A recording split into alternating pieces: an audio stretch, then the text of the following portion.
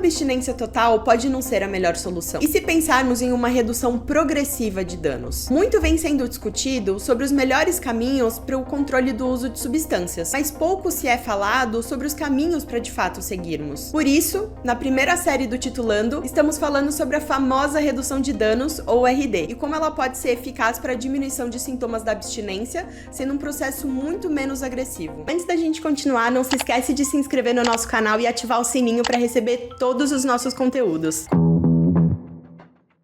E para nos ajudar a trazer uma visão mais técnica sobre esse assunto, a gente tem o prazer de convidar a doutora Jéssica Duran para falar sobre esse assunto que é tão importante na saúde pública. Doutora Jéssica Duran é uma médica graduada pela Universidade de São Paulo, pós-graduada em Medicina Esportiva pelo Instituto Vita e em Cannabis Medicinal pela Unileia. Atualmente, ela está em formação em Psiquiatria pelo Albert Einstein. Ela é especialista em Medicina endocannabinoide desde 2020, possui certificação internacional em terapias à base de cannabis pela Green Flower e ela também é colunista da Canalize, o nosso maior portal de cannabis medicinal aqui do Brasil. Prazer em recebê-la, doutora Jéssica. Obrigada pelo convite, Rafa. Muito bom estar aqui com vocês, falar sobre esse assunto tão importante. Ótimo. Muito bom, Jéssica. Muito obrigada por estar aqui com a gente hoje. Então, Jéssica, pra gente começar, me explica o que é de fato redução de danos, no que isso implica, o que a gente faz na prática. Perfeito. A redução de danos, ela é uma estratégia de cuidado que entende que o uso de substâncias acontece e que não adianta a gente ignorar esse uso ou punir ele, mas sim ter estratégias para reduzir os prejuízos, as consequências negativas que vêm com esse uso. Então, a redução de danos, ela vai trazer uma abordagem ali pragmática, prática, em que coloca o paciente como centro do cuidado e entende que nem todo paciente quer fazer abstinência ou tá pronto para fazer abstinência naquele momento. Então a gente precisa cuidar para que aquele uso seja um uso com menos riscos, com menos consequências, que esse paciente não venha a ter uma overdose, que esse paciente não venha a ter algum tipo de infecção decorrente do uso, para que ele realmente consiga, enfim, em algum momento talvez evoluir sim para uma abstinência, evoluir sim para uma cessação do uso, mas que enquanto ele for percorrendo esse processo, que ele faça um uso o mais tranquilo possível dentro daquela realidade. Perfeito. Então, se a gente fosse traduzir, seria uma abordagem bem humanizada e personalizada para cada pessoa, mediante todas as particularidades da vida de cada um, né? Exatamente. Na psiquiatria, a gente tem, né, quando a gente encontra um paciente que tá com algum problema em relação à dependência, assim, a gente faz uma entrevista motivacional. É uma entrevista para entender em que momento ali daquele uso abusivo aquela pessoa está, né? E tem pessoas que estão em momentos pré-contemplativos ou contemplativos até, né? O que significa esses momentos? Pré-contemplativo é aquela pessoa que nem entende que tá fazendo um uso abusivo. Então você fazer uma estratégia para ela sobre a cessação do uso não vai fazer o menor sentido para aquela pessoa, porque ela não entende que aquele uso tá sendo negativo para ela. Ela não tem a menor visão sobre isso, pra ela tá tudo bem. A fase contemplativa é quando ela já percebe que tem algumas consequências, mas ela não tá pronta pra lidar com isso, sabe? São consequências leves ainda pra ela e ela ainda tá muito ok em relação ao uso. Então, a partir dessas outras fases, né, que tem algumas outras fases ali, a gente já consegue tentar abordar ali caminhos pra diminuir um pouco o uso, abordar formas ali pra parar. Mas enquanto a gente tá nessas fases pré-contemplativas e contemplativas, é muito difícil. Então, a gente precisa oferecer pra aquele paciente um uso seguro e racional daquela substância que ele tá fazendo, porque a gente sabe que o uso de drogas, né, o uso de substâncias, não tem só as consequências do uso daquela substância. Tem a forma de uso, pode ser uma consequência. Então, se a gente for pensar no uso de substâncias injetáveis, a gente pode ter o risco de infecções sexualmente transmissíveis, ou risco de outros tipos de infecção mesmo, né, porque aquela pele tá suja ou alguma coisa do gênero, aquela seringa, aquela agulha tá suja. A gente tem o risco também de outros tipos de infecção sexualmente transmissíveis, porque quando a gente faz o uso de substâncias pode afetar ali a percepção, né? Pode trazer consequências ali pra cognição e tudo mais, aquela pessoa fazer algum tipo de comportamento mais de risco. A gente tem também em uso de substâncias inaláveis, né? Inalatórias, fumadas ali. A gente pode tentar partir pro uso de um vaporizador ou então usar pelo menos uma piteira longa, né? Uma piteira de vidro, um filtro ali pra gente conseguir reduzir um pouco o dano da combustão. Então Então existem uma série de estratégias que a gente pode fazer para que a gente consiga reduzir esses danos e fazer com que o uso seja mais seguro dentro dessa realidade, né? Dentro daquela pessoa que tem aquela motivação para ela fazer o uso, a gente não vai questionar essa motivação, a gente não vai apontar, a gente não vai punir, a gente não vai julgar, mas a gente vai tentar fazer com que ela, pelo menos, não corra tantos riscos. Por meio da informação, né, Jéssica? Exatamente. Perfeito. A gente vai se aprofundar, né, ao longo dos episódios aqui do Titulando, e a gente vai trazer uma psicóloga e um ex-usuário de substâncias. Então, vai ser muito bacana a gente poder entender também como foi esse processo por uma pessoa que estava do outro lado, né? Não só entendendo a parte teórica, conceitual, científica, que é extremamente importante, mas também mostrando como que é de fato na prática. Então, vai ser muito bacana isso. Não percam os próximos episódios. E, Jéssica, quando e como que surgiu esse tema, né, de redução de danos dentro da medicina? A redução de danos, ela foi majoritariamente, assim, falada perto da década de 80, quando houve, né, o surgimento da epidemia de HIV/AIDS. Né? Porque, assim, principalmente na Europa, em países como a Holanda ali, foi-se visto, né, que os pacientes as pessoas, né, que faziam uso de substâncias ali, injetáveis e compartilhavam seringas, elas ficavam muito mais suscetíveis ali à infecção pelo HIV. Então, eles começaram a fazer a distribuição de seringas, distribuição de preservativos, orientar as pessoas sobre o não compartilhamento ali também, e houve uma redução da infecção. Então, isso foi ali, né, um movimento que surgiu com essa questão da infecção pelo HIV, pela AIDS. Ele veio aqui pro Brasil também, então a gente tem, por exemplo, o Carandiru. O Drauzio foi um grande ali precursor também aqui no Brasil da questão da redução de danos em relação a HIV/AIDS. Ele também fazia essa distribuição, ele também fazia essa orientação. Então foi algo realmente muito importante. E aí a gente vê também, né, essa estratégia sendo muito difundida também na Europa, assim. Eu acho muito legal isso. Em muitos festivais de música eletrônica, de rock e tudo mais, existem pontos dentro desses festivais que são pontos de redução de danos, onde existem agentes de redução de danos e que eles estão lá ali pra dar orientação pras pessoas em relação ao uso de substâncias, porque a gente sabe, nesses lugares o uso de substâncias acontece com muita frequência, numa quantidade muito grande. Então esses profissionais estão lá pra orientar também sobre qual é a melhor forma, pra distribuir água, pra distribuir ali também seringas, distribuir materiais ali para que não haja o compartilhamento de fluidos corporais e tudo mais. Então, eu acho muito interessante porque é isso, esse tipo de conduta de não ignorar o uso, de saber que ele acontece, mas de fornecer ali ferramentas, instrumentos para que esse uso aconteça de uma forma mais racional ali, é muito interessante. E é mais legal ainda a gente ver que tudo isso começou com essa questão de uma epidemia de uma IST e que foi ali progredindo para outros tipos de uso de substâncias, para outras formas, para outras pessoas. E hoje em dia é um tema muito debatido, né? Ainda no Brasil, não muito frequente, mas no resto do mundo é muito debatido, né? Principalmente nesses países que estão muito preocupados com essas políticas públicas em relação às drogas, né? Sim. Você falou um ponto que é super importante. Tudo isso nasceu de uma política pública de saúde. E hoje em dia, né, a gente acaba reduzindo redução de danos a simplesmente usar uma piteira longa ou de vidro ou usar um vaporizador, sendo que na verdade a história mostra que vem muito mais, né, do que só isso. Você ainda comentou sobre a questão, né, dos festivais, dos eventos. Eu dei uma pesquisada nisso, existem até alguns eventos, né, algumas entidades que participam, né, desses eventos, que fazem testagem das substâncias também. Porque isso acaba, um risco muito grande que se tem é de contaminação, né, da substância não ser aquela substância pura, a gente não sabe qual é a mistura que se tem lá, então acaba sendo muito interessante também, e isso também é uma estratégia de redução de danos, né, Jéssica? Exatamente, eu esqueci de falar disso, e é uma coisa que acontece com muita frequência, assim, principalmente se a gente for considerar ali em países em que não tem uma legalização, né, uma regulamentação em relação ao uso das drogas. A maioria das drogas, elas vão ser drogas que a gente vai comprar no mercado recreativo e legal ali, e aí a gente tá muito mais suscetível a acabar se deparando com substâncias que estão, assim, muito diferentes daquilo que a gente, em tese, comprou, né? E aí, o que a gente tá colocando no nosso corpo. Então a gente também tem o direito de saber o que a gente vai colocar no nosso corpo, a pureza daquilo, o que contém, também é uma política de redução de danos e ela é muito efetiva. Para que você, a partir daí, da informação, você tenha o julgamento suficiente para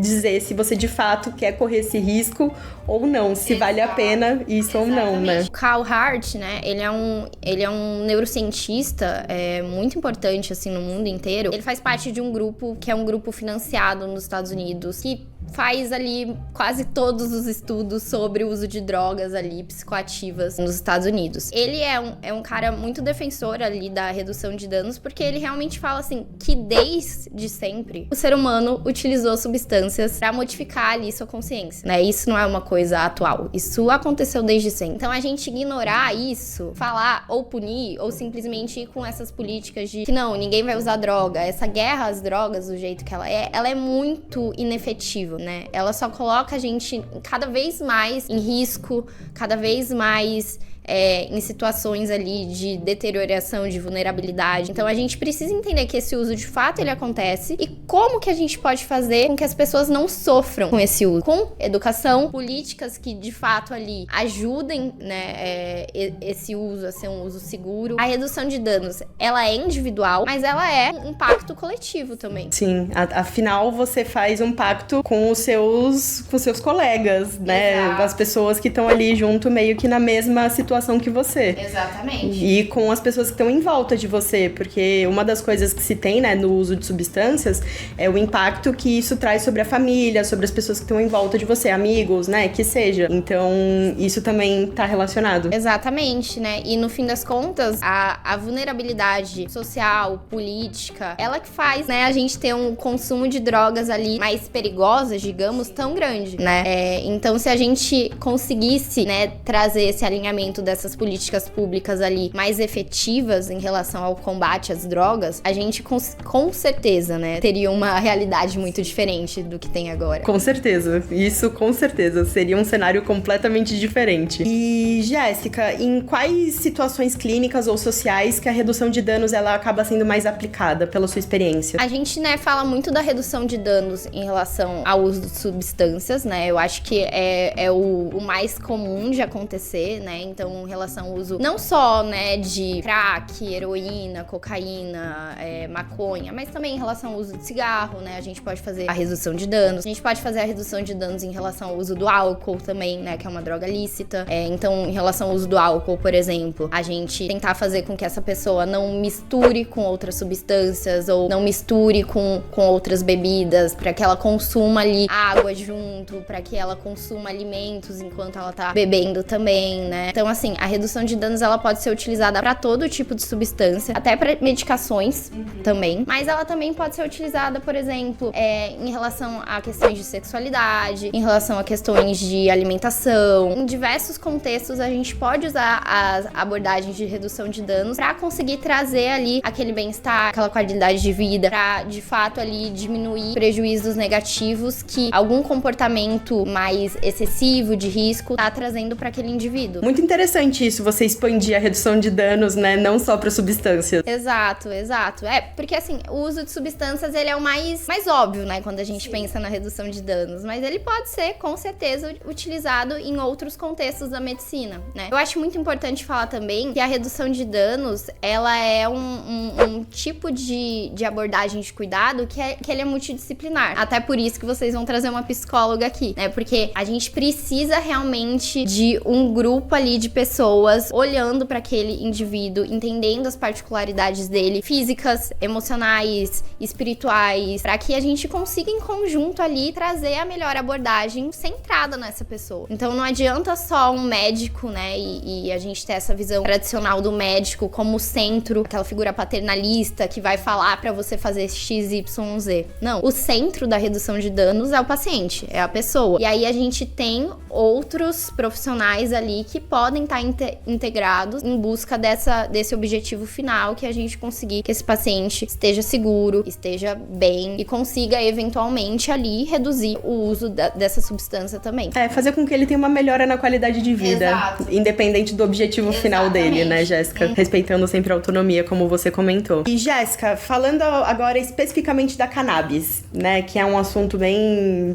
importante, polêmico, que tá crescendo cada vez mais. Como que funciona a redução de danos voltada pra cannabis? É realmente uma pergunta que nessas últimas semanas que a gente tá vivendo, né, muito em pauta. Existe sim, né, um uso abusivo ali em relação à cannabis, né? Óbvio, qualquer substância, ela pode ter esse uso abusivo. Mesmo que seja uma substância que, no fim, não traga grandes consequências ali pra saúde, a gente, né, existe um uso que ele pode ser um uso a mais ali, que pode estar trazendo prejuízo pra pessoa. Ou seja, a pessoa não tá conseguindo aproveitar o resto da vida dela por conta desse uso, não tá conseguindo fazer outras coisas. Enfim, isso pode acontecer. Não é muito comum com a cannabis, mas sim, é passível de acontecer. E eu atendo muitas pessoas que vêm me procurando por isso, né? E eu acho muito importante quando a gente pensa no uso da cannabis, quando a gente fala do uso adulto, principalmente, por que essa pessoa tá usando a cannabis? Eu acho que essa é a pergunta, assim, principal, né? E normalmente essas pessoas usam com o objetivo ali de diminuir a ansiedade, de se sentir bem, de ficar mais relaxado. Então, se essa pessoa ali, primeiro, né, não percebeu um uso abusivo, mas faz esse uso abusivo e faz ele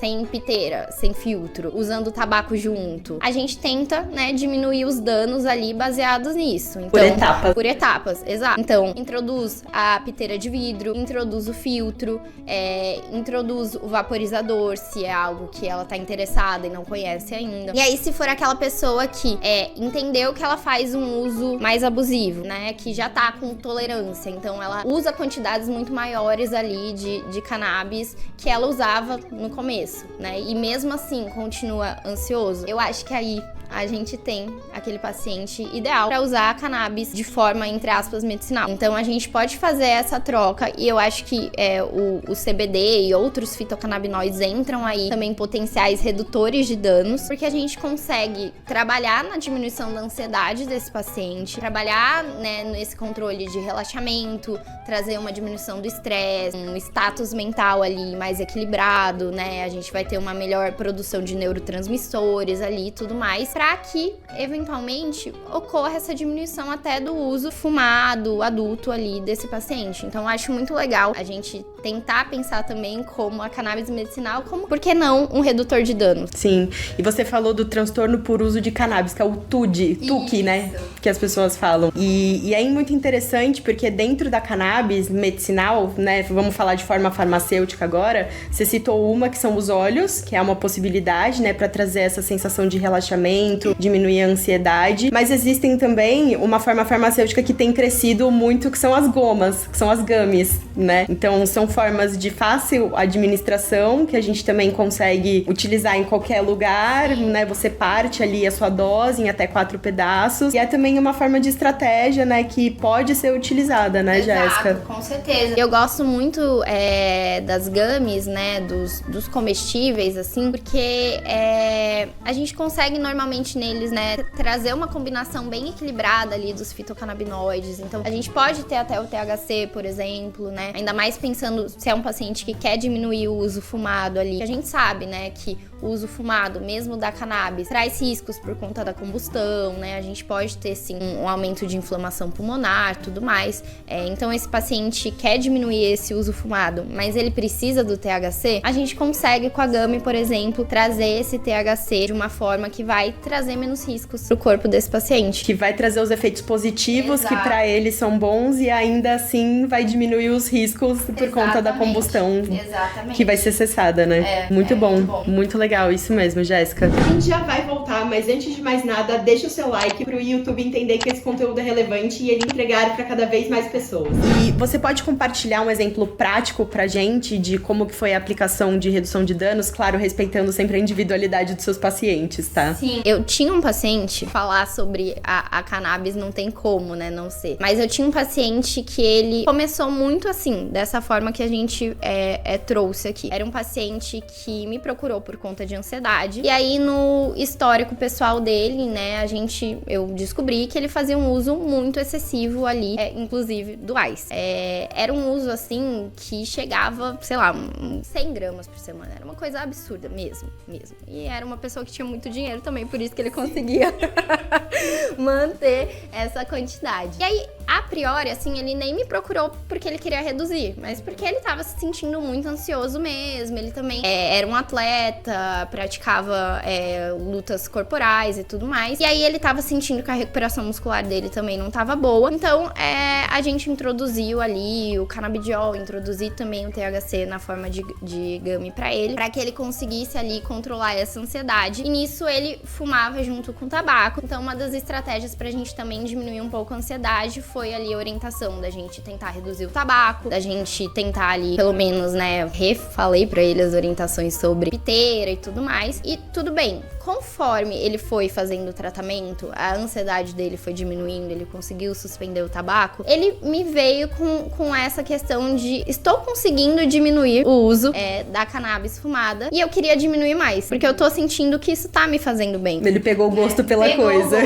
E aí a gente conseguiu, assim, com isso, otimizar super ali o tratamento dele. E ele, assim, por mês, ele ficou fumando, sei lá, 30 gramas por mês. Por mês. Pra uma pessoa que saía de 100 por semana pra 30 por mês. Exatamente. Então, assim, foi muito legal essa experiência, porque ele conseguiu, assim, uma redução muito importante do consumo dele. Ele tava com um bem-estar, assim, mental, físico, muito melhor também.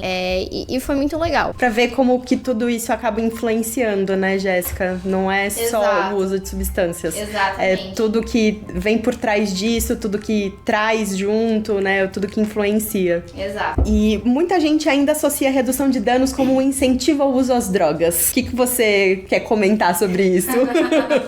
Eu acho que essa visão é uma visão muito retrógrada, né? Muito conservadora. Que, assim, tá atrelado com esse conservadorismo político mesmo que a gente vive ainda, né? A redução de danos, ela não é um incentivo à droga, né? O incentivo às drogas é, como eu falei, a vulnerabilidade social. São todas as questões políticos sociais, assim, que no mundo como um todo a gente vive, né? Então isso é um incentivo ao uso de substâncias. A redução de danos é simplesmente a gente não ignorar que esse uso existe, né? Inclusive, por exemplo, aquela política do ProErd, que é tão famosa, a gente tem vários estudos falando sobre como essa política é uma política que, na verdade, faz com que os jovens usem mais substâncias. Porque ela é uma política que fala sobre a cessação do uso, julga o uso, assim, de uma forma... cria um monstro das drogas. Isso é levado de uma forma tão banal, assim, né? Que ela, no fim das contas, ela pode ser um incentivador, né? E a gente tem aquele jovem ali que precisa de orientação sobre como fazer um uso seguro, que tá se descobrindo, que tá descobrindo esse universo todo. E tudo que ele precisaria, na verdade, seria essa política de redução de danos, né? Como um adolescente, como um jovem que vai estar ali inserido num contexto de uso de drogas, pode fazer esse uso de uma forma mais segura. E que vai ter contato com as substâncias, né, Jéssica? Ele vai ter, todo mundo tem, né? Todo mundo tem. Obviamente, não é todo mundo que usa, que experimenta, mas todo mundo tem esse contato, né? Então, assim, a gente não pode ignorar isso, né? A gente precisa tomar realmente uma ação mais prática e falar, ok, esse uso vai acontecer. Como que a gente pode trazer esse ambiente seguro? Isso tem que ser feito em casa, isso tem que ser feito nas escolas, isso tem que ser feito em todos os contextos que esse jovem tá inserido. Então, para essas pessoas que falam que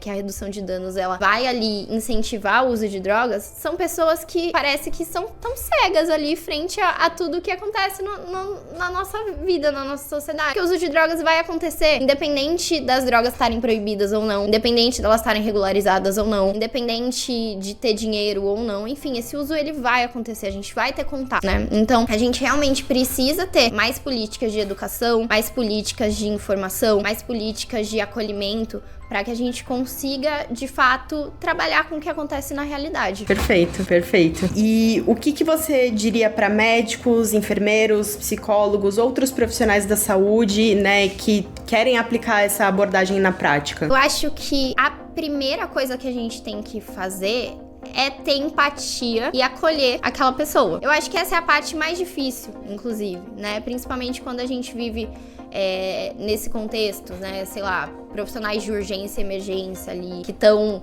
né, num contexto de muita pressão, de muita, né, a gente acaba perdendo um pouco a empatia. Isso acontece. Então a gente tem que sempre estar resgatando isso, tá olhando aquela pessoa como, de fato, como próximo, né? Não quero fazer um discurso religioso, mas olhar aquela pessoa como um próximo, como alguém que é como nós e entender as particularidades daquele indivíduo, entender o porquê que ele chegou naquilo e o que ele quer fazer a partir disso, né? Entender que o nosso papel como profissional também da saúde não é um papel de julgamento, é um papel de acolhimento mesmo, né? De trazer o conforto frente àquela dor que aquela pessoa tá passando. Então a gente precisa de fato abrir mão de tudo aquilo que a gente pensa, das nossas crenças ali individuais, pra ter um tratamento ali que seja empático, que tenha acolhimento e que seja objetivo. Eu acho que isso é o principal e sempre, de fato, também estudando, né? Eu acho que existem muitos casos, né, de sucesso em relação às políticas de combate às drogas no mundo, né? Tem muitos lugares que estão indo bem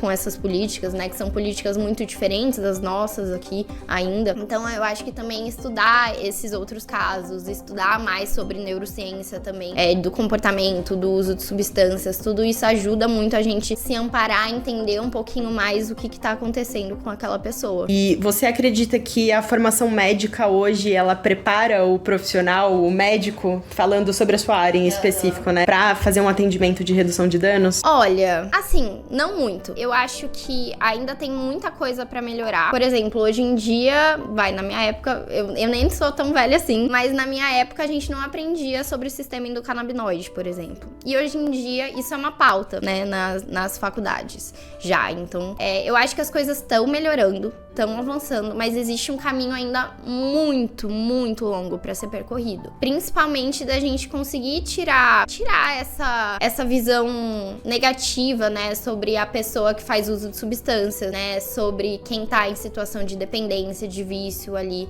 Existe um preconceito muito grande, então a gente conseguir abrir mão desse preconceito vai exigir um caminho, né? E também, pensando um pouco em neurociência, Carl Hart também, ele fala muito que os próprios artigos científicos que falam sobre vício e dependência, eles de alguma forma são um pouco enviesados ali. Então, é óbvio que, né, a nossa abordagem ali na faculdade de medicina, ela também vai ser enviesada, porque ela tá muito associada à construção desses artigos, de livros ali, e tem um viés muito simplório ali sobre a dependência química, né? Então, é por isso que eu acho que é um caminho que vai demorar ainda pra ser percorrido, mas que a gente tá introduzindo isso, sabe? Eu vejo que cada vez mais na área da saúde a gente tá treinando ali os médicos e os outros profissionais pra ter abordagens ali mais empáticas, mais centradas na pessoa, mais humanizadas. Eu acredito que, assim, se tudo der certo nos próximos anos, a gente vai ter cada vez mais profissionais que tenham uma visão ali muito humanizada em relação à redução de danos, em relação ao uso de substâncias e a pessoas que estão em algum contexto de vulnerabilidade e risco. Porque, de fato, a gente precisa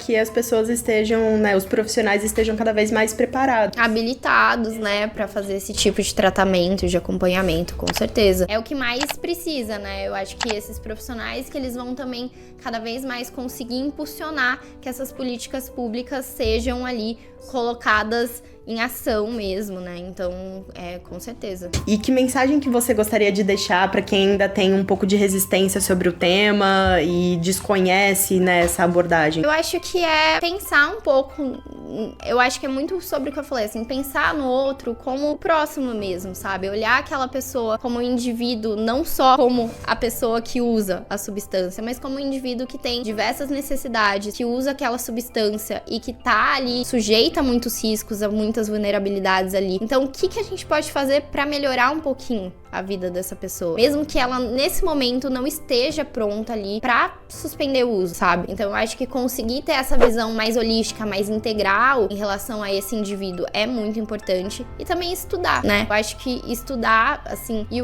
estudar não é só ler artigo científico, mas uma parte mais cultural também, né? Ler livros, ver filmes. Então a gente tem muitos documentários, muitos livros que abordam tudo isso também, que não necessariamente colocam ali a redução de danos como plano principal, mas que a redução de danos, no fim, ela poderia ser encaixada, ela poderia estar num plano de fundo ali. Então acho que tudo isso é muito importante, a gente também conseguir sair um pouquinho da nossa caixinha de conforto aqui e conseguir olhar tudo que tá acontecendo ao nosso redor, sabe? Falando em conteúdo que você falou, né, de estudo, você indica algum autor, né, algum livro, algum material em específico para as pessoas buscarem mais sobre esse assunto, Jéssica? Eu acho que o Carl Hart é um dos principais estudiosos que tem e que falam sobre isso, que fala muito bem sobre isso. Então ele tem muitos livros. Aquele Uso para Adultos é um deles, que inclusive é muito bom. É muito bom. A gente tem aqui no Brasil o Siddhartha. Então o Siddhartha também já participou de muitos podcasts, né? Já, enfim, publicou muita coisa. Então o Siddhartha também é uma pessoa que, assim, se você puder seguir no Instagram, se você puder acompanhar tudo que ele produz, tudo que ele faz todo sentido. E aí, de filmes, assim, eu gosto...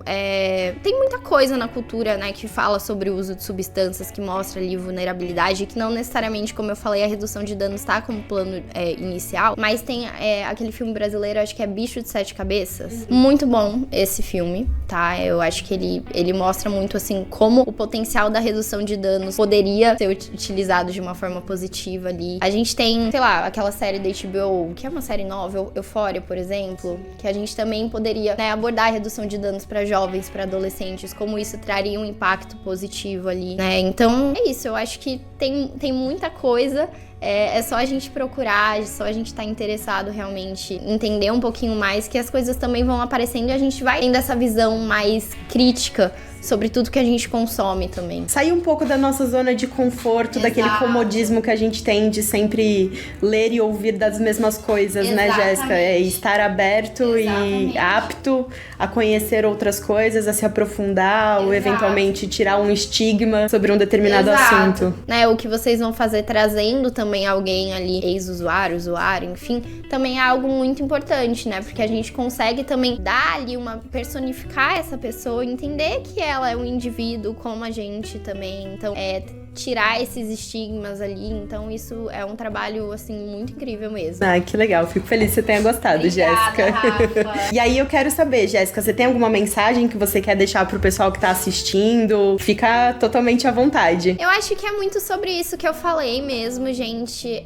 Estudem, estejam, assim, com o coração e com a mente aberta, sabe? Em relação a tudo que acontece no mundo. Não aceitem as informações que vêm ali de grandes mídias ou de muitos lugares sem questionar, né? Isso também é muito importante, porque a gente tem muitas matérias sensacionalistas em relação ao uso de substâncias hoje em dia, então isso também é muito importante, a gente conseguir questionar as coisas que falam pra gente ou que são mostradas pra gente. E, né, a gente tem aqui a Canalize e outras mídias que são muito positivas pra esse processo de questionamento, né? Que vão trazer ali informação de uma forma mais direta, de uma forma sem colocar valores de juízo. Então também consumir esse tipo de conteúdo é super importante. E é isso, né? A gente tá aqui sempre pra ajudar, sempre pra orientar. Estou disponível pra tirar dúvidas, pra bater papo pra quem quiser, tiver alguma questão. Me sigam no Instagram, @ge.duran. E é isso, pessoal. Obrigada, Rafa. Eu que te agradeço, Jé. Foi um prazer. Eu fiquei arrepiada várias vezes ao longo da nossa conversa. Tem muita coisa, né, que lembra. Eu sou de uma família onde existem pessoas que são usuárias de substâncias, né? Então é importante pra mim também entender como que eu posso melhorar a minha escutativa, porque muitas vezes é um processo exaustivo, onde a gente, né,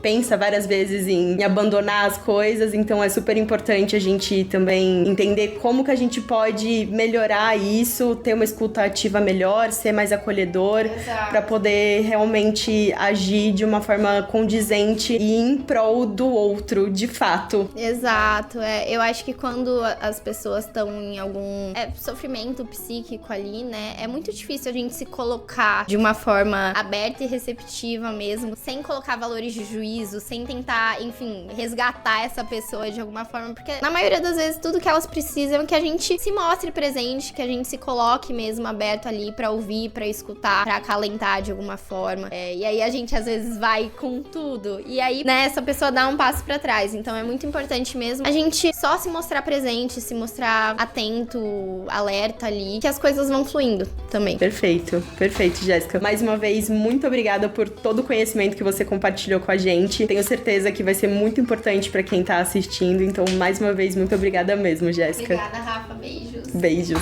Tchau, tchau. Qual a sua opinião sobre redução de danos? Deixa aqui o seu comentário pra gente entender como que você pensa. E no próximo episódio a gente vai chamar uma convidada muito especial, uma psicóloga, a Vitória Regina, que também é redutora de danos e vai falar um pouco sobre o tema e como ela de fato se aplica na psicologia.